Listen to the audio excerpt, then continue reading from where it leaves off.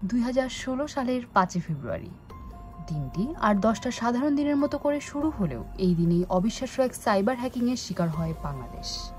এদেশের খেটে খাওয়া মানুষের প্রায় $1 বিলিয়ন আত্মসাৎ করার চেষ্টা করে একটি হ্যাকার দল। ঢাকার মতিঝিলে অবস্থিত এই ভবনটি সাধারণ কোনো ভবন নয়। এখানেই দেশের অর্থনৈতিক নীতিমালা, মুদ্রানীতি এবং ব্যাংকিং সেক্টর নিয়ন্ত্রণের গুরুত্বপূর্ণ সব কাজ হয়ে থাকে। বিল্ডিংটি পরিচিত বাংলাদেশ ব্যাংকের হেডকোয়ার্টার হিসেবে।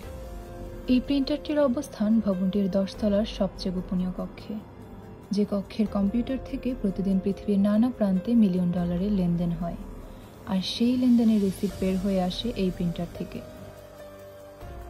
5 ফেব্রুয়ারি সকাল 8:45। প্রিন্টারটি বন্ধ দেখতে পান সেদিনের ডিউটি ম্যানেজার জুবায়ের বিন হুদা। তিনি এটিকে অন্যান্য সাধারণ দিনের মতো যান্ত্রিক ত্রুটি হিসেবেই মনে করেন। যেহেতু দিনটি ছিল শুক্রবার আর এর কিছুক্ষণ পরেই জুম্মার নামাজের সময়, তাই জনাব জুবায়ের এবং তার সহকর্মীরা প্রিন্টারটি পরের দিন ঠিক করবেন ভেবে অফিস থেকে বেরিয়ে যান। পরদিন তারা যখন অফিসে যান, প্রিন্টারটি তখনও বন্ধই ছিল। পরবর্তীতে তারা প্রিন্টারটিকে অন্যভাবে রিবুট করার জন্য অনুমতি চান এবং তখনই রহস্যজনকভাবে প্রিন্টারটিতে নিউ ইয়র্ক ফেডারেল ব্যাংক থেকে বেশ কিছু বার্তা আসতে থাকে, যে বার্তায় নিউ ইয়র্ক ফেডারেল ব্যাংকে বাংলাদেশ ব্যাংকের জমা রাখা পুরো টাকা প্রায় $1 বিলিয়ন অর্থ পাঠানোর কথা লেখা ছিল। রহস্যের জট খুলতে আমাদের একটু পেছনে যেতে হবে। 4 ফেব্রুয়ারি রাত 8টার পর থেকে হ্যাকার দলটি বাংলাদেশ ব্যাংকে তাদের আক্রমণ শুরু করে। তারা ব্যাংকের সুইফট সিস্টেম হ্যাক করে নিউ ইয়র্ক ফেডারেল ব্যাংকে অর্থ পাঠানোর জন্য বার্তা পাঠায়। এই সুইফট হলো বিশ্বব্যাপী ব্যাংকিং সিস্টেমের মেসেজিং নেটওয়ার্ক। এর মাধ্যমে হাজার হাজার কোটি টাকা স্থানান্তর হয়। তবে হ্যাকাররা হুট করে সুইফট হ্যাক করেনি। এর পেছনে রয়েছে তাদের বহু দিনের নিখুঁত পরিকল্পনা। আক্রমণের জন্য তারা এমন একটি সময়কে বেছে নেয় যখন বাংলাদেশ ব্যাংকের সাপ্তাহিক বন্ধ, কিন্তু নিউ ইয়র্ক ফেডারেল রিজার্ভ ব্যাংকের কার্যক্রম চলছে।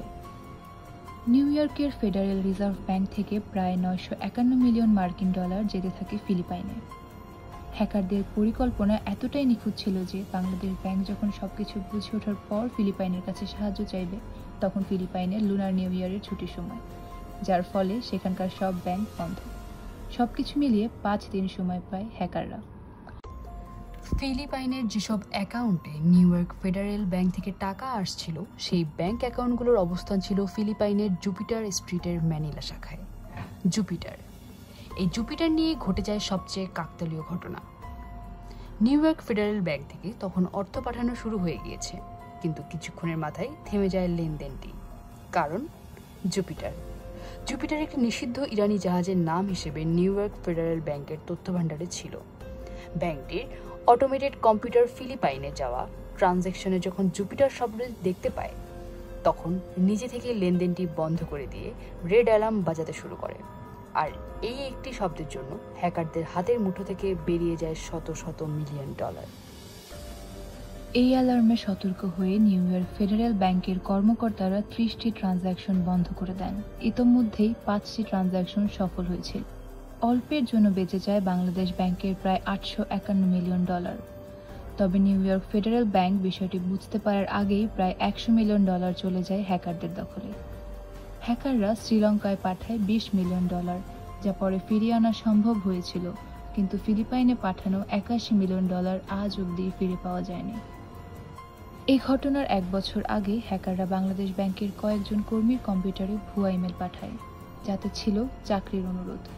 সেই ইমেলে প্রবেশ করেন 3 জন কর্মকর্তা। এই ইমেলের মাধ্যমে ম্যালওয়্যার প্রবেশ করে বাংলাদেশ ব্যাংকের সিস্টেমে। এরপর তারা কর্মীদের তথ্য চুরি করে আর তাদের ব্যবহার করা পাসওয়ার্ডও হাতিয়ে নেয়। পরবর্তীতে এই সাইবার ক্রাইম নিয়ে FBI এর তদন্তে উঠে আসে উত্তর কোরিয়ার ল্যাজারাস হ্যাকার দলের নাম। এই দলের নেতৃত্ব দিয়েছিল পার্ক জিন হোক নামের এক তরুণ। ধারণা করা হয় তাকে ছোটবেলা থেকেই এই বিষয়ে প্রশিক্ষণ দেওয়া হয়েছিল। এই হ্যাকিং শুধু অর্থ চুরির ঘটনা নয়, এটি বৈশ্বিক আর্থিক নিরাপত্তার প্রতি এক বিশাল আঘাত। এই ঘটনা থেকে বোঝা যায় আমাদের অর্থখাতে আমাদের সাইবার সিকিউরিটি কতটা ভঙ্গুর। হ্যাকাররা কেবল সফটওয়্যারের দুর্বলতাকে কাজে লাগায়নি, তারা কাজে লাগিয়েছে পুরো আন্তর্জাতিক ব্যাংকিং ব্যবস্থার ফাঁকফোকরকে।